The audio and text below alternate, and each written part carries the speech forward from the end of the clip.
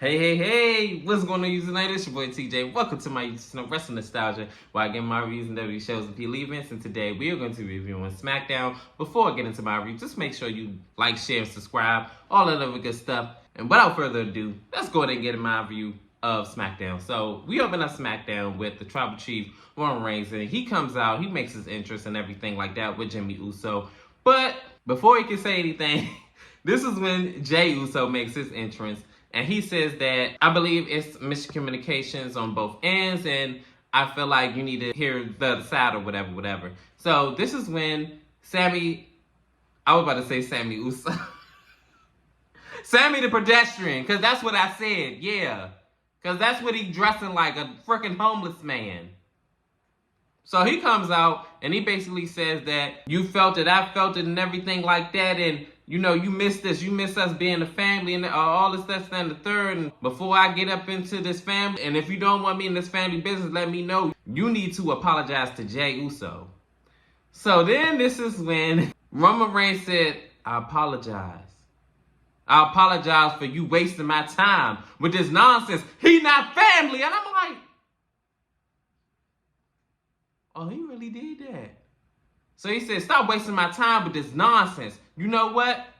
What I want is Soda to come out here right now. And I'm all like, girl, good luck with that one. This is when Jacob Fatu appears on the Tigertron. He basically says, look, he ain't wasting his time with you. He ain't going to jump when you tell him to jump. This ain't going to work like that. So you hit the back of the line like everybody else. I said, ooh. I see you hitting the, I saw some baseline. So you need to get in the back of the line, bitch.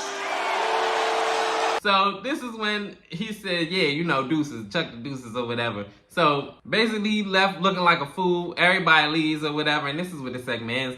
I don't know what's going to happen with this whole bloodline thing, but Roman don't look like he really want to budge.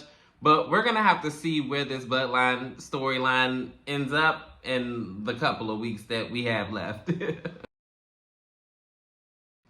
In this next segment, it is Roman Reigns, and he is walking down the hallway, and he runs into Jey Uso. Jey Uso said, hey, can I talk to you for 2 seconds? Roman was like, no. So he grabs Roman's arm, like really aggressive, and was like, I asked you to do one thing, Us. I asked you to go ahead and hear him out, and you couldn't even do that. So Roman says that, why do I want to hear him out for? And if he means so much to you and he loves you so much, how about you go and and find him? I was like, ooh. So this is when Jey said, look, I told you, you got only one time to talk to me crazy. That's your one pass, Goose. So this is when he walks off. And this is when Jimmy says, what are you doing, man? Like, come on, man. So then this is when Roman says, you questioning me too? How about you go find your brother? And I was like, bro, you ain't got no chill. You need to calm down, because right now you're in dire straits of a tribe and you're running them all. But we're going to see what's going to happen later on through the night, because Roman's not looking too hot right now.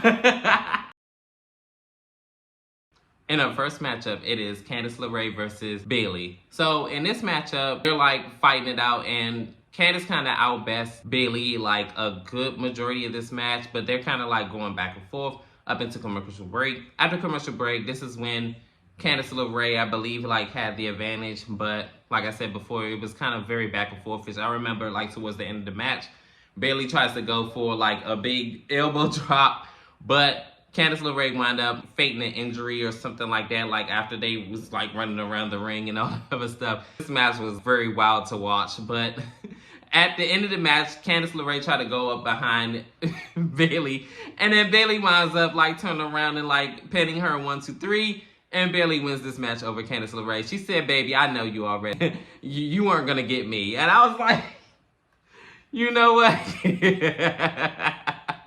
We're going to see where this storyline progress if they, you know, fight again or whatever. But just a heads up, Indy Hartwell is let go and released from WWE. So unfortunately, she won't have a sidekick anymore or a tag team partner, or at least in her. But we're going to see what the storyline unfolds. In this next segment, it is Randy Orton. He comes out and he makes his entrance. And to put it plain and simple, he said that basically, get your right here, right now, Kevin Owens, What happened at Crown Jewel is just the beginning. Come on, like, we got some unfinished business. So this is when Kevin Owens comes out and the referees and officials and everything like that are like, no, just go ahead with all that.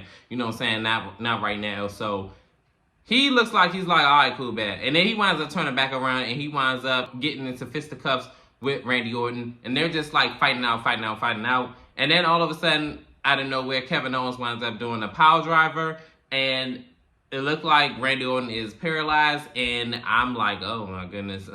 You know, that is like on the neck area and it goes down the spinal. So hopefully he's okay. And the officials and everything gets the paramedics, the ambulance out there, ship him on his way. And it looked like Kevin Owens is just, you know, he can give a damn less. And we're going to see where this storyline ends up between these two, because right now Randy Orton is not looking so good. I thought it was bad at Crown Jewel, but it's even worse now. But we're going to have to see where this whole thing ends up with these two men. In this next matchup, it is Johnny Gargano and Tommaso Ciampa versus Pretty Deadly. So, short and sweet, Tommaso Ciampa is not playing around with Pretty Deadly. He wound up beating down on one of the Pretty Deadly members, and he wound up throwing him out the ring, like smacking his head all on the announcer's desk. And he's just beating him up. And then Johnny Gargano's like, gotta get him in the ring. Like, we gotta win in the ring. We don't need no count. I was like, just go ahead and get him in the ring. So he winds up breaking the 10 count or whatever. And then he winds up getting Pretty Deadly back in the ring. Then he winds up hitting his finisher, which is, I think, the fairy tale ending. And then 1, 2, 3. That's it. They win the match. And I guess they're in contention for WWE Tag Team Championship match, I guess. But we're going to see where this win going to land them and if it's going to be in tag team contention or not. So we're going to see how that goes. In our next matchup, it is Bianca Belair and Jade Cargill versus Nia Jax and Tiffany Straton. So in this match, it started off, surprisingly, Jade started it off with Tiffany Straton. They wind up like mixing it up and then she slaps Jade. Big mistake. So then Jade winds up doing the fall away slam. And then she tags in Nia Jax, and then they wind up, you know, getting into fisticuffs. Before the commercial break, Nia Jax wind up in control of this match majority of the time until Jade wind up getting a tag to Bianca. Bianca runs wild, and then, you know, she's doing her thing and everything like that. But the crazy thing about it is Candice LeRae wind up coming out there and helping out Nia Jax and Tiffany Straton. And for whatever reason, after Tiffany had the clear advantage, she's, oh, get out of here. We don't need your help. I don't need your help. I'm like, girl, pin the girl. Like, why are you focused on Candice? Like, do that later. Jaw jack with her later. So she paid for it in the end. Naomi wound up coming out, beating up on Candice LeRae. And then Nia Jax wound up coming up from behind and knocking down Naomi. And then this is when Bianca Belair wound up doing the KOD. And then 1, 2, 3, Bianca and Jade Cargill pick up a big win over Nia Jax, the women's champion, and Tiffany Straton. I don't know where this is going to go. Because for some reason I thought Jade and Bianca were going to lose this match, being as though I knew Candice was going to come out there. But I guess I was wrong. I guess we're going to see what's going to happen with this faction.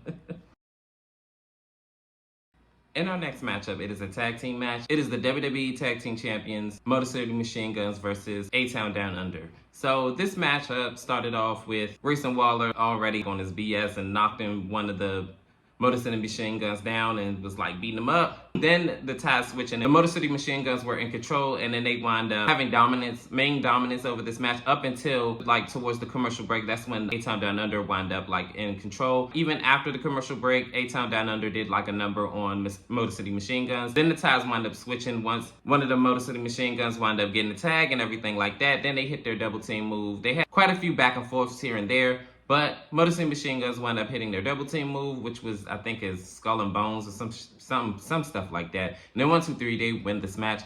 I'm not gonna lie, Grayson Waller is starting to grow on me just a little bit.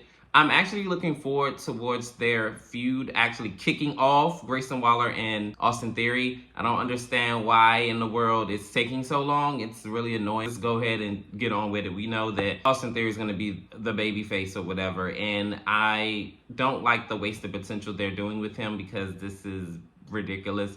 Just pull the trigger already. Triple thumbs.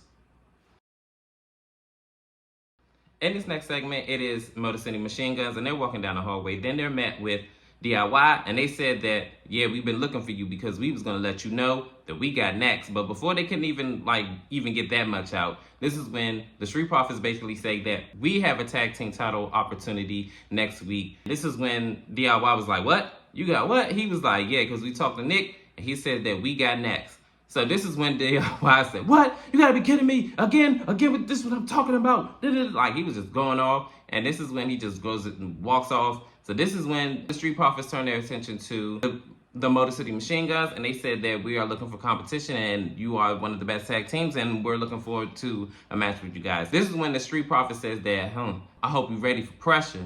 I was like, oh, okay. So we're going to see what's going to happen between the Street Profits and Motor City Machine Guns. I already got a feeling that they're not going to win this, and it's really going to piss me off because it's really disgusting how they're being treated. And then like a 4-year drought, like 4 years, and they haven't been champions. Triple Thumbs, you're going to have to get yours together, like for real, because this is not it. In this next segment, I'm going to keep it short and sweet. Nick is introducing a new women's mid-card title to the division, which is the Women's United States Championship. And it looks nice, and it's about time that these women get something to do because just them having a stacked roster and nobody act like they want to be champion is just ridiculous, honestly. But I'm glad that finally WWE has introduced a new women's championship to the division because honestly, they needed it. In this next segment, it is the acknowledgement of Solo Sikoa as the tribal chief. So he comes out and he says, Buffalo, New York, acknowledge me. So this is when Roman Reigns comes out and he basically is saying that I'm not coming out here to acknowledge you. I ain't never going to acknowledge you. I'm coming out here to, I guess, rage war or whatever. And he's like, well, war games? He said, you ain't even got no tribe to lead to no war games. What are you talking about? So get 5 people that actually want to team up with you. So he said, you don't even have 4 of the people. So this is when he said 1, 2, 3, 4. And then he said 5 is Sami Zayn. I'm all like, what? So Sami Zayn comes out, and this is when Solo wound up beating him up from behind, and the rest of the crew follows. And this is when Jimmy Uso wound up coming out to try to help, but they wound up getting beat down too. So this is when it looked like Solo was about to go ahead and hit him with the Samoan Spike, but this is when he pointed out to Sami Zayn. He said, come here. He said, I want you to kick him in the face like you did the last time. Come on. That wasn't no accident. You know you did it on purpose. Come on, come on, come on. So then this is when he wound up kicking Solo Sikoa in the face, and he wound up getting beat up and sent out of the ring. So now all of them are in the ring, and they putting the ones up representing the original Bloodline. So it's going to be Bloodline 2.0 versus the original Bloodline, and we're going to see what's going to happen throughout the coming weeks until Survivor Series War Games. This needs to be the last War Games they do, but I'm pretty sure Triple Thumbs is going to continue this crappy booking of this Survivor Series. And then on top of that, like, they don't even be having a lot of matches either, and I don't like that. Like, how is this Survivor Series, which is one of the big 4, and you only have 4 matches, and 2 of those are War Games? Leave that crap over there in NXT. That's where they should have left it. I don't understand why this fixation on War Games. They need to retire it, honestly, and hopefully they get tired of it too. But with Saudi Arabia doing the champion versus champion thing, I don't think that's going to happen for the foreseeable future. But overall, this SmackDown was actually decent, honestly. And it was an enjoyable watch. But comment down below, how did you feel about SmackDown? Did you love it? Did you hate it? Worst show on earth? The best? Comment down below. Like, share, and subscribe. Help me grow this channel. Always, your love and support. Always, always, always greatly appreciated. And welcomed. And peace. TJ, I'm out.